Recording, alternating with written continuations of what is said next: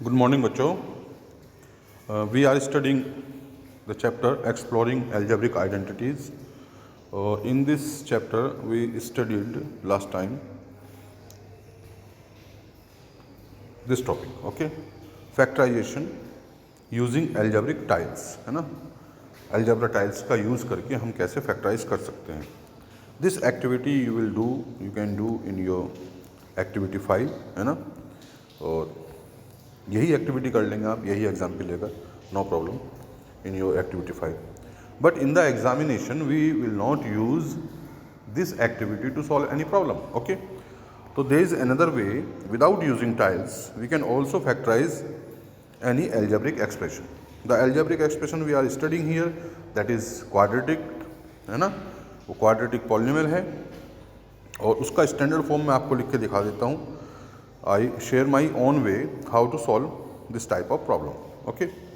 इसके लिए आप एक तो आइडेंटिटी एक याद रख लें, जैसे x प्लस ए है and suppose x plus b. तो इसको यही आपने जो टाइल्स का यूज़ करके देखा है उसी को मैं जनरलाइज कर रहा हूँ। This is written as x square plus a plus b into x और प्लस ए बी, ओके।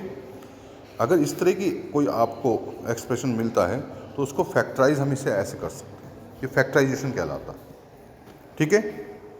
जैसे एक एग्जांपल हमारे पास है, सपोज ये, इसको हम देखते हैं। फिर इसका मैं एक दूसरा तरीका भी आपको बताऊंगा कि जो स्टैंडर्ड फॉर्म है एक्चुअल में वो है a x square plus b x plus c. ये कोई भी क्वाड्रेटिक पॉलिनोमियल की स्टैंडर्ड फॉर्म है। तो अगर इस तरह की भी एग्जाम में आ जाती है तो how we can solve that, वो भी मैं आप लोगों को बता दूंगा, नो प्रॉब्लम, ठीक है। तो चलिए हम इसे देखते हैं। पहले इसमें करना क्या है, आप इसे देखिए, ये x square plus 11x plus 30 लिखा हुआ। तो हमें करना क्या है इसको, इट इज़ वेरी सिंपल। यहाँ पर आप ये जो b है, b वाले पार्ट को देखेंगे, जो b x का जो कोफिशिएंट वो 11 है and the constant term, there is a constant term also, the last term without x वो 30, ओके। आपको करना क्या है, you have to factorise 30 in such a way that the sum of the factors is equal to 11। अगर ये पूरी positive है और अगर हमारा ये टर्म जो 30 है निगेटिव है, then you have to find the factors in such a way that their difference is the middle term, okay. इसे स्प्लिटिंग द मिडिल टर्म भी बोलते हैं, कि 8th क्लास में आपने पढ़ा हो, है ना, आपको ध्यान हो। ये एक्चुअल में स्प्लिटिंग द मिडिल टर्म ही है। तो अगर हम 30 के ऐसे कौन से फैक्टर करें कि हमारे पास 11 आ जाए, तो हम क्या कर सकते हैं, 5 6 या 30 हमने किया, तो 5 and 6 are 2 factors and if you add them they give you 11, clear, ये 11 बन जाता है। तो I can write this polynomial x square, जो हमने एग्जाम्पल लिया है, x square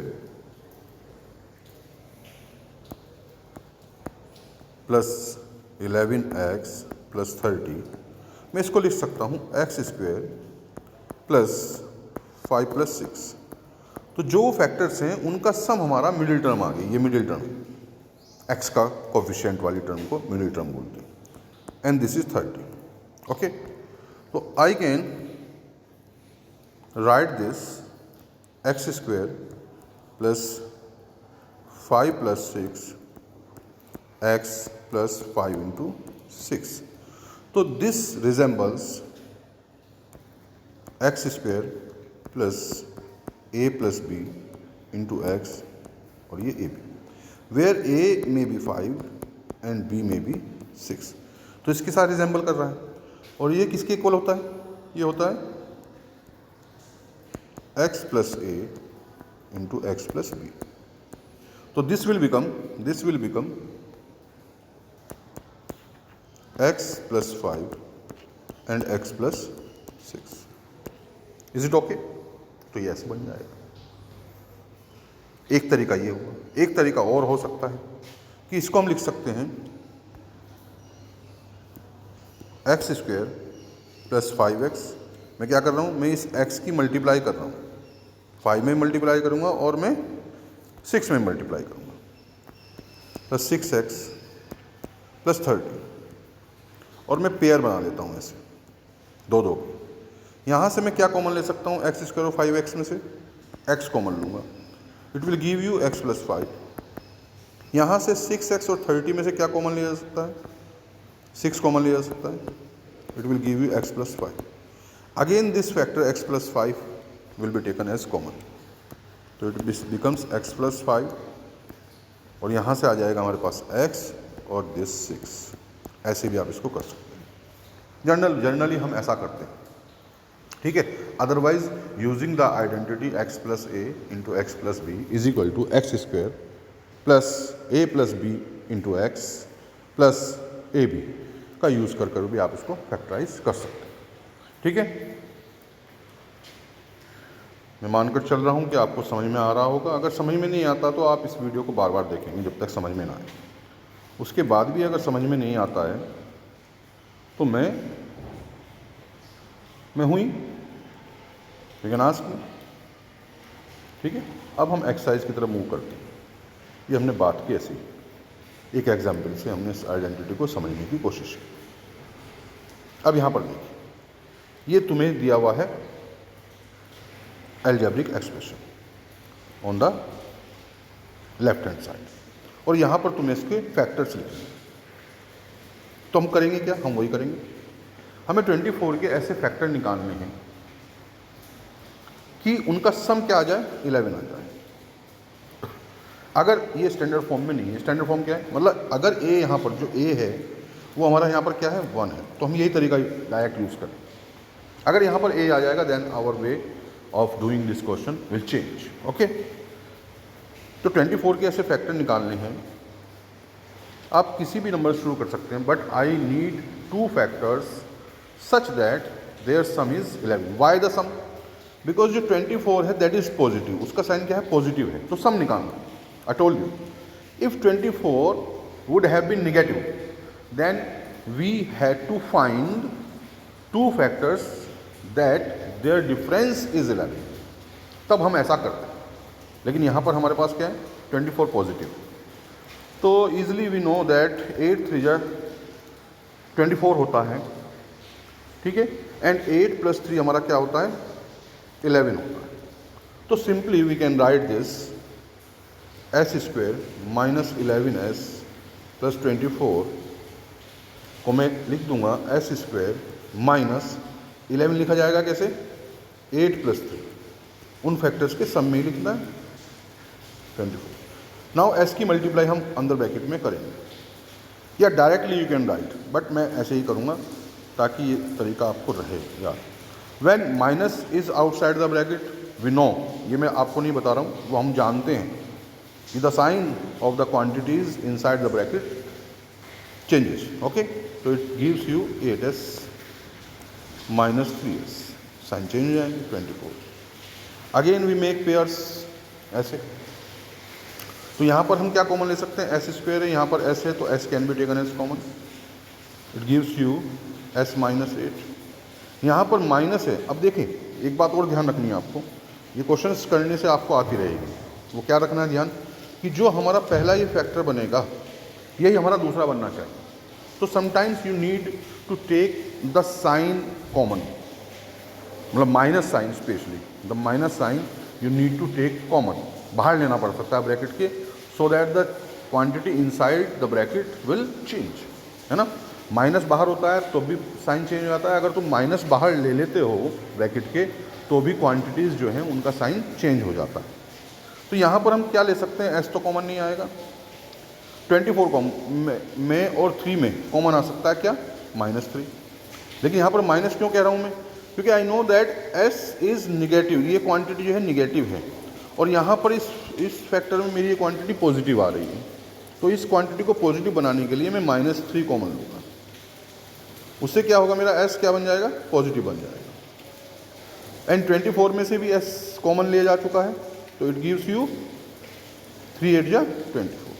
again you can take s minus 8 common and it gives you s, and here you get -3. So these are the factors. तो यहाँ पर simply आप लिख सकते हैं s माइनस 8 और ये बन जाएगा s माइनस 3। ये दो फैक्टर हमारे पास आ गए। अब यहाँ पर आप देखें, यहाँ पर हमारे पास एक फैक्टर मिसिंग है दूसरे क्वेश्चन में, और यहाँ पर हमें एक्सप्रेशन दिया हुआ है। तो अब इसमें क्या करें, ये क्वेश्चन आपको मैं बता देता हूँ, उसके साथ इसके आप क्वेश्चंस आराम से ट्राई कर सकते हैं, कोई दिक्कत आपको नहीं आएगी, ठीक है। क्योंकि इसमें ए बी इसके कुछ स्टेप्स हैं वो आपको ध्यान रखने हैं। ये मैं रब कर रहा हूँ, इसलिए इसको आप रोक रोक कर लिख सकते हैं अपनी नोटबुक में, बार बार देख सकते हैं। वीडियो बनाने का ये फ़ायदा है, नहीं तो कई बार नेटवर्क की प्रॉब्लम रहती है ऑनलाइन में, तो उसको हम ऐसे सॉल्व कर सकते हैं। अब ये हमारे पास आ गया स्टैंडर्ड फॉर्म वाला क्वेश्चन, तो हम इसके लिए RHS अपना उठाएंगे, ठीक है। RHS वाला पार्ट हम लेंगे। ये है मेरा 3x² माइनस 4x माइनस 7। अब इसको अगर मैं स्टैंडर्ड फॉर्म से कंपेयर करता हूँ तो ये x² plus bx plus c। तो यहाँ पर मेरा a कितना है, 3 है, b कितना है, -4। I am comparing this given quadratic polynomial to the standard quadratic polynomial, okay, and c is -7।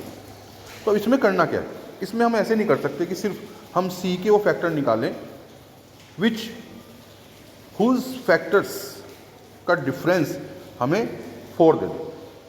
यहाँ हमें डिफरेंस निकालना है यहाँ पर, क्योंकि 7 इज नेगेटिव, ये तो पक्का है।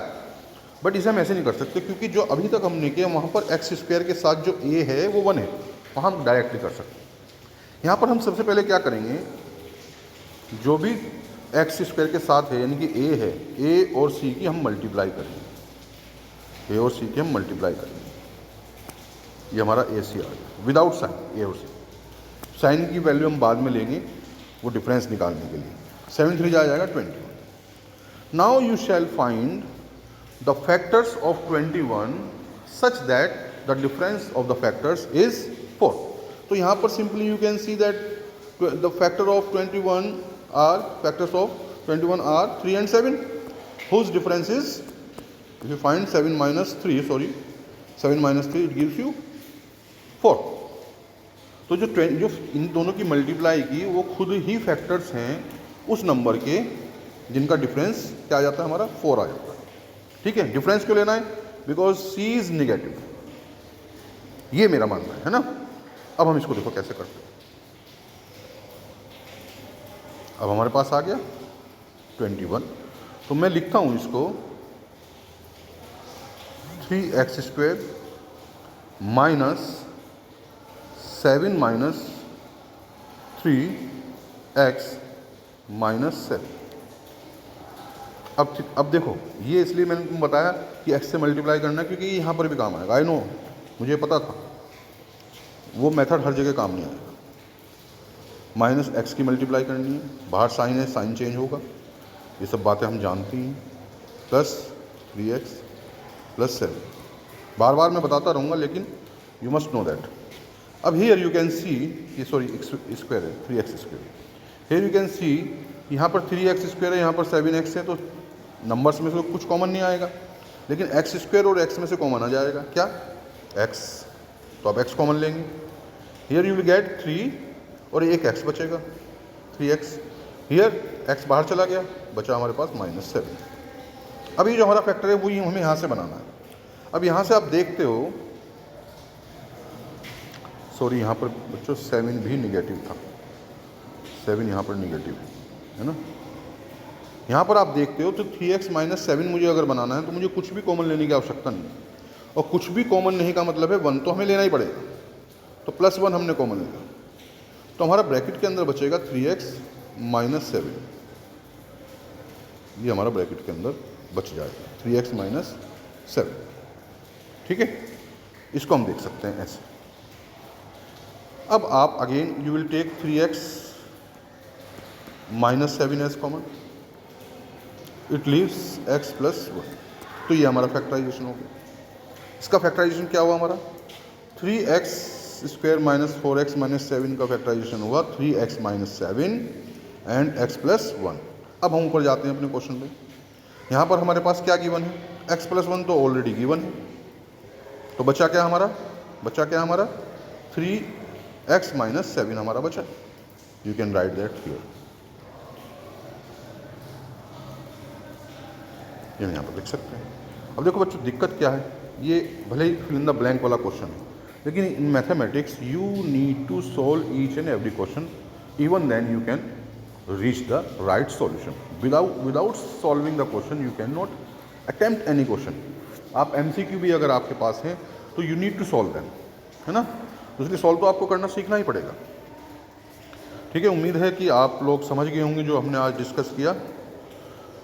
तो उस डिस्कशन का ही यूज़ कर कर आप इन क्वेश्चंस को करेंगे। फर्स्ट क्वेश्चन आप पूरा कर सकते हैं आराम से, ये तो आपको ध्यान ही है, ये तो हम पहले कई बार कर चुके हैं।